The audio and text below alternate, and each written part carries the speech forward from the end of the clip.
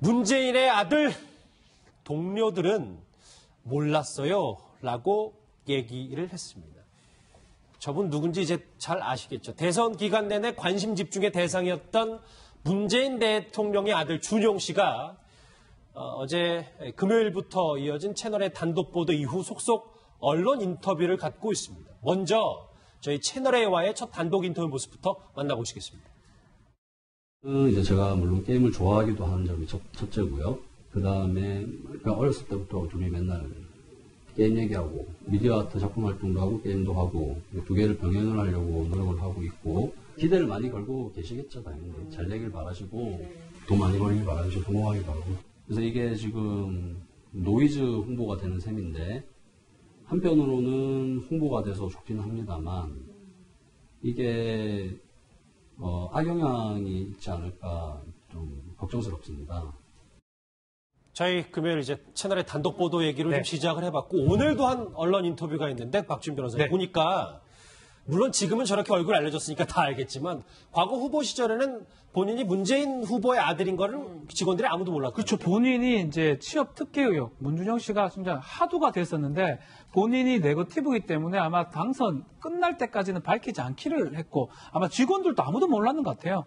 사실 우리가 미디어 아티스트를 알고 있었는데 실제로는 미디어 아티스트를 하면서 게임 업체 사내 이사를 지금 하고 있었거든요. 그렇죠. 그러니까 이 언론들도 모를 정도로 아마 본인도 전혀 어떤 회사에서 자신의 어떤 이력이라든지 이런 얘기를 안 한 게 아닌가. 그래서 당선되고 그 이후에 인터뷰를 통해서 이 사실을 밝힌 것으로 보입니다. 예, 이종호 실장님 지금 뭐 준용 씨가 출퇴근을 지하철로 하고 있다고 하는데 이렇게 얼굴이 알려지면 쉽지 않을 것 같아요. 이제 또 불편하겠죠. 그리고 또 사실 대통령 아들의 경호 문제도 이제 또 다시 좀 더 진지하게 고민을 해야 될 거예요. 아무리 지금까지는 잘 안 알려졌지만 그렇다고 해서 사실 대통령 아들에 대한 신변 경호가 분명히 법적으로 있는 것이니까 그렇긴 하고요. 저는 이제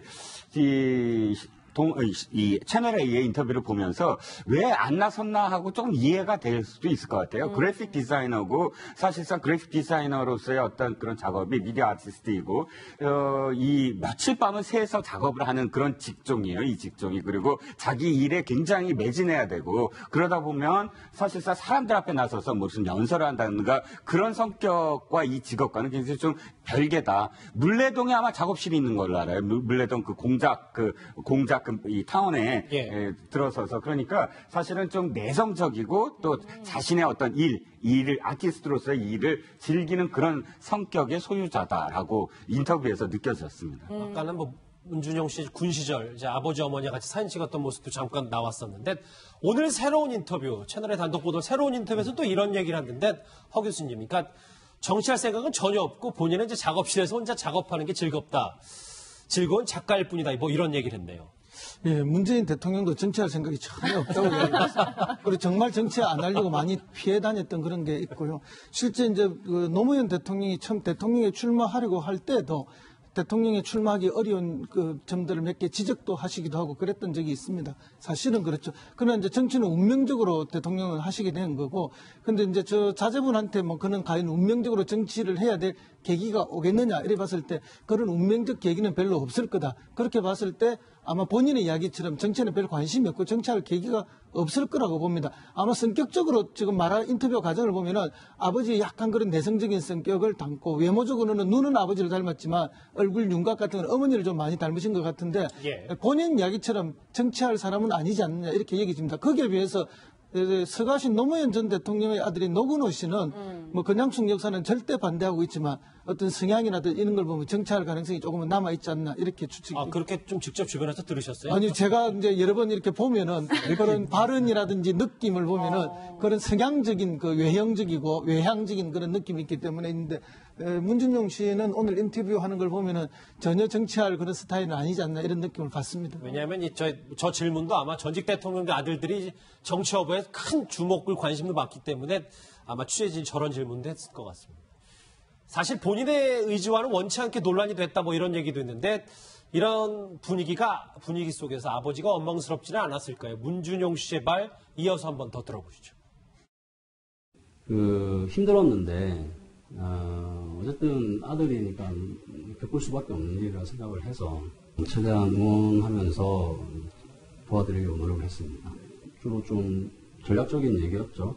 그렇게 해서 미안하지만 이렇게 제가 직접 대응을 하면 이게 네거티브 이슈가 커지기 때문에 대응을 안 하는 것이 좋겠다. 예, 사실 뭐 지금에 와서야 힘들었다라고 이야기하지만 그 선거를 치르는 과정에서는 본인뿐만 아니라 뭐 본인의 가족들까지도 굉장히 힘들었을 것 같아요. 그렇죠. 이게 밝힐 수가 없는 부분이거든요. 사실은 밝히다가 보면 다시 또 검증 차원으로 가버리기 때문에 본인도 인터뷰에서 밝혔지만 네거티브 전이라 생각하고 끝날 때까지 참았다고 하고요. 참았기 때문에 인터넷상 누리꾼들의 뭐 댓글, 악성 댓글 같은 거를 본인도 본인이지만 그 와이프죠. 가족들이 그걸 보고 되게 또 아내 같은 경우는 댓글을 보고 울다가 웃다가 그랬다 하는데 이게 뭐냐면 또 기분 안 좋고 이러면 울다가도 그럼 어쩔 수 없기 때문에 또 웃다가 아마 이런 상황이 아니었나. 그래서 가족들이 너무너무 힘들었는데 그렇기 때문에 아버지가 당선되고 최초로 본인이 큰 맘 먹고 인터뷰를 한 게 아니에요. 왜냐하면 이 가족들한테 마음의 상처를 달래기 위해서 인터뷰를 한 게 아닌가 생각이 좀 듭니다. 예. 쭉 인터뷰 내용을 보고 있는데 좀 하나 눈에 띄는 인터뷰 내용이 하나 있어서 저희가 준비해봤습니다. 우리 한번 같이 보시죠. 저 얘기인데요. 이제 취재진이 한번 짓궂게 물어봤나 보더라고요. 이제 부모님이 이제 금술이 좋으시다라고 얘기하면서 부부싸움도 몇 번 하셨지만 저는 제가 그냥 한번 들었을 때는 김정숙 여사가 이기지 않나라고 생각했는데 주로 아버지가 이긴다 저런 얘기를 아들이 했습니다. 그러니까 이제 원래 뭐 부부싸움이라는 게 다 이제 있을 수가 있죠. 근데 이제 아마 스타일에 따라 다른 것 같은데 아마 이제 문재인 대통령은 뭐 집에 가면 전혀 말을 잘 안 한다고 그러지 않습니까? 경상도 남자들의 어떤 대표적인 게 집에 가면 뭐 거의 아주 필요한 말 3가지만 딱 하면서 한다는 건데. 이제 아마 이제 또 싸움을 하게 되면 아무래도 김정수 여사는 좀 이렇게 활달하고 하니까 아무래도 이제 좀 먼저 질에 어떤 좀 포기하는 그런 게 있는 것 같고 특히 이제 문재인 대통령은 좀 변호사기 때문에 상당히 어떤 문제를 좀 논리적으로 접근하려고 하는 이런 면이 있겠죠. 그러다 보면 뭐 결국은 이 싸움에서는 결국 마지막에 흥분하지 않고 논리적으로 가는 사람이 이기게 돼 있습니다. 대통령이 이제 여사님을 이기는 거네요. 제가 보기에는 근데 문준용 씨가 아직은 참 삶을 좀 더 살아야 되는구나 하는 느끼는데 무슨 말? 이 상황이 사실은 김정숙 여사가 이기는 상황인데 결국은 그거를 겉으로 드러난 것만 보고 지금 판단하는 게 아니냐. 뭐 김정숙 여사의 어떤 최근의 어떤 그 오늘 아침 풍경까지 이렇게 본 어떤 느낌으로서는 굉장히 사실 이 집안 분위기라든지 혹은 집안의 어떤 가풍 또 아들 딸들에 대한 교육 이런 모든 문제를 김정숙 여사가 결정하고 리드하는 그런 어떤 느낌을 많이 받았거든요. 그래서 아마도 그런 아버지가 이기는 것처럼 보이게 만든 어머니의 공이 아들들한테 이렇게 비춰진 게 아닌가 싶습니다. 말씀하신 거니까 아들은 숲을 못 보고 나무만 본 거군요. 뭐 그 얘기를 하신 거예요. 알겠습니다. 어쨌든 뭐 아들의 증언에 따르면 이 부부싸움에서 진다는 김정숙 여사가 이 홍은동을 나와서 관저에 입주했는데 그 모습 한번 만나보고 오시죠. 여기 금속실습일에 이사 와서 좋은 일이 알겠습니다. 굉장히 추운 날이었는데 계신 분들이 좋아하고 막 인사하고 또 그래서요 너무너무 그냥 마음이 슬프곤 하고 그랬었어요. 건강하세요. 건강하세요. 외모가 한 번씩 돌아온다니까. 건강하게 되세요.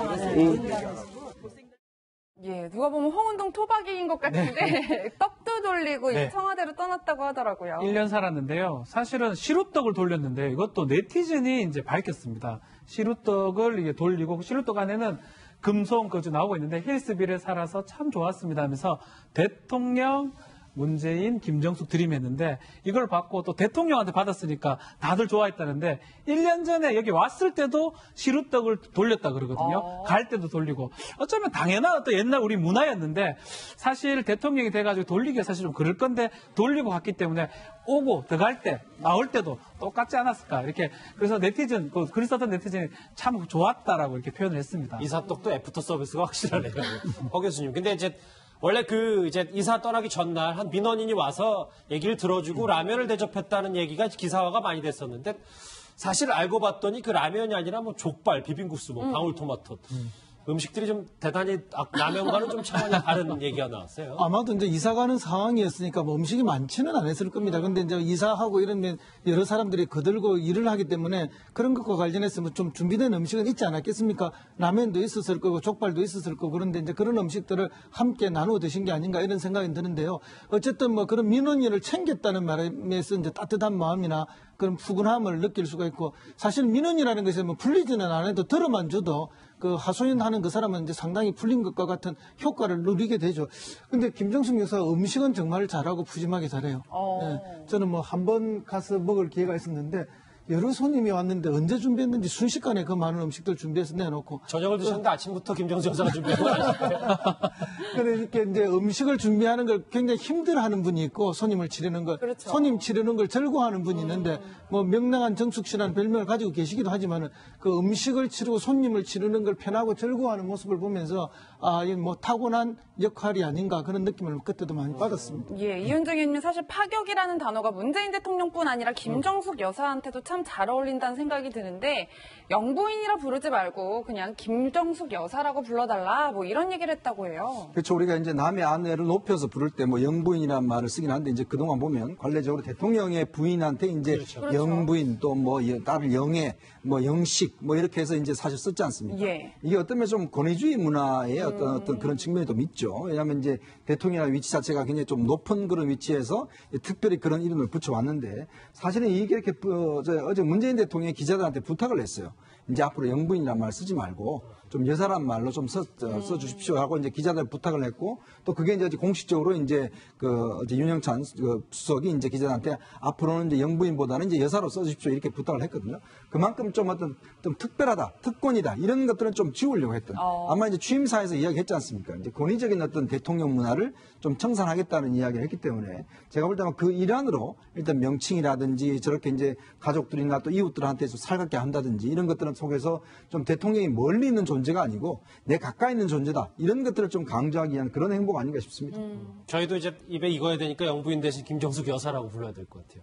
이종우 실장님, 뭐 아까 저 준영 씨가 이제 우스갯소리를 장난스럽게 했던 부부싸움 얘기도 얘기를 했지만 예전에 과거에 이제 맥주 에피소드가 있었다는데 문재인 대통령 김정숙 여사 무슨 맥주 얘기가 있나요? 아, 무슨 내용이냐면 이분들이 72학번, 74학번이에요. 대학교는. 그러니까 72년도에 대학을 들어가고 74년도에 대학을 들어갔다니까 그 당시에만 하더라도 여성상, 여학생, 여대생이 뭐 술을 잘 먹는다거나 이런 모습이 이렇게 그 일반화되진 않았거든요. 또 좀 정숙한 모습을 보이려고 하는 그런 분위기였는데 바로 그 문재인 대통령이 당시 학생으로 첫 만남에서 김정숙 여사가 맥주를 마시는 모습, 맥주병을 따는 모습이 너무 좀 화끈하고 또 맥주를 마시는 모습이 너무 화끈해서 그래서 마음에 들었다 이렇게 표현하고 한 글이 있습니다. 왜 프로포즈도 김정숙 여사가 먼저 했잖아요. 문재인 대표 친구들 함께 있는데 제인아 너 나랑 결혼할래 말래 한데 반응이 결혼할게 라고 대답을 했다는 걸 보면 문재인 대표는 이렇게 김정숙 여사가 당시의 여학생들과는 좀 다르게 활달하고 활발하고 자신을 호방하게 드러내는 모습에 자신에게 없는 그런 매력이 있구나 하고 끝까지 이렇게 그 사랑이 그 결실을 맺은 게 아닌가. 뭐 그렇게 생각이 듭니다. 예, 뭐 박 변호사님 실제로 과거 연애 에피소드를 보면 문재인 대통령이 참 재미없는 남자친구였나라는 생각이 드는 게 김정숙 여사가 문재인 대통령의 반응을 좀 보려고 담배를 이렇게 물어봤나 봐요. 글쎄요. 예. 근데 이제 뭐 그거는 기호식품이니까 내가 터치하지 않는다 뭐 이런 취지의 얘기를 해서 재미가 없었다 뭐 이런 얘기가 저도 있어요. 예전에 담배 많이 필 때 지금 못 끊었지만 이 아내가 담배 물고 장난칠 때 너무 화가 났었는데 다른 것 같습니다. 네, 문 대통령이랑 많이 다르시네요. 예, 김정숙 여사 같은 경우, 김정숙 여사 같은 경우는 재미로 이렇게 봐서 뭐 하지 마라 그러면 안 할 거라 이렇게 얘기를 하려고 했는데 문재인 대통령을 보고 그냥 뭐 피고 싶으면 펴라 선호 아니냐. 아마 그때부터 인간 감수성이 좀 있었는 것 같아요. 그렇기 때문에 이것 무슨 재미로 뭘 하기에는 장난치기에는 맞지 않는 사람이다 이렇게 판단한 것으로 보입니다. 과거에 김정숙 여사가 문재인 대통령에 관해서 했던 얘기 한번 같이 들어보시죠. 결혼을 오래 지속하다 연애를 하다 결혼을 했기 때문에 저는 이 결혼은 분명히 잘된 결혼이다. 누가 봐도 이것은 멋진 결혼을 했다라는 사람들한테 평가를 받고 싶어서 이 남자하고 사는 게 정말 행복하다 이런 것을 제가 노력을 했어요. 그래서 남편이 말없이 집에서 그냥 별일 없으면은 막 재밌게 괜히 이야기를 막 했어요. 인간적인 면에서 좀 재밌고 좀 뭔가 빈 것 같은 뭔가 이렇게 아니야 저 비지 않았어요. 비지 않았어요.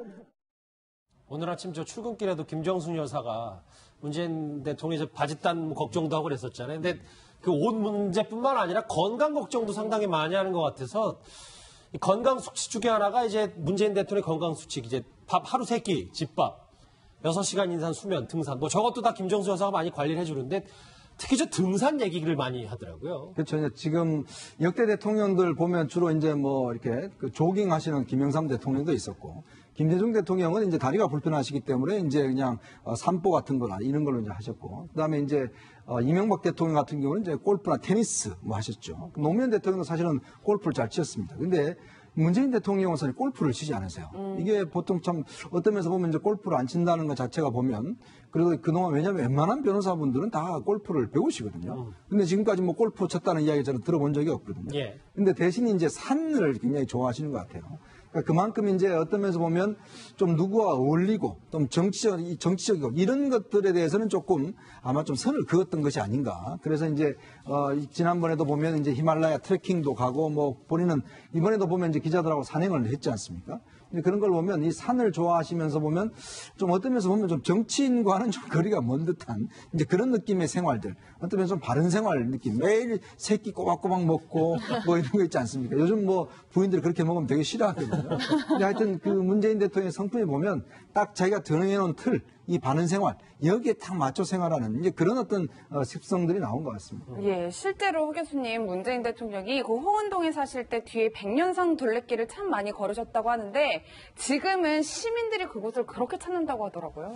뭐 원래 시민들이 또 그것을 좋아하는 곳이기도 한데 이제 이 대통령 당선자 지금은 이제 대통령이 되셨죠. 그렇죠. 즐겨 걸었던 곳이니까 또 그 길을 걸으면서 다 화제거리가 있죠. 왜냐하면 열심히 많이 다녔기 때문에 그 다니는 순간에 주위 주민들하고 얼마나 많이 부딪혔겠습니까. 저 지금 화면에 나오는 저 길입니다. 그렇다 보면 주민들은 이제 여기서 내가 언제 부딪혔다, 언제 만났다 이런 다 화제가 있기 마련이거든요. 그러니까 저 길을 가면서도 더 즐겁고 더 많이 모일 수밖에 없는 상황인데 사실은 등산을 굉장히 좋아합니다. 이번에 사실은 재수를 해서 대통령이 되지 않았습니까?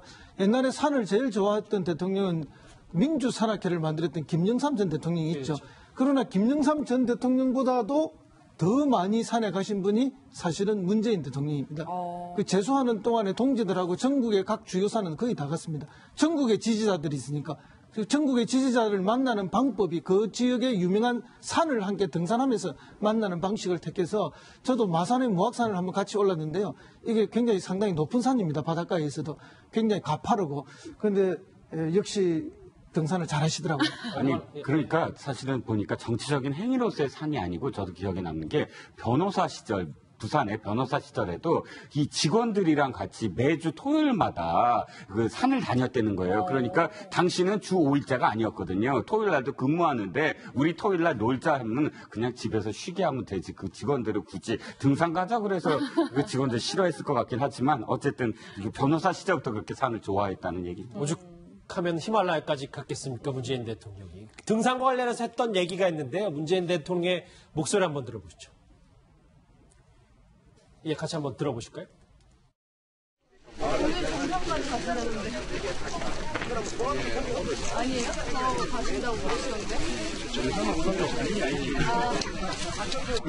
자, 오늘 다 좋았습니까? 예! 저는 오늘 너무 좋았습니다. 금정산 기도 받고, 우리 또, 우리 많은 분들 또 기도 받고, 저는 오늘 너무 좋았습니다.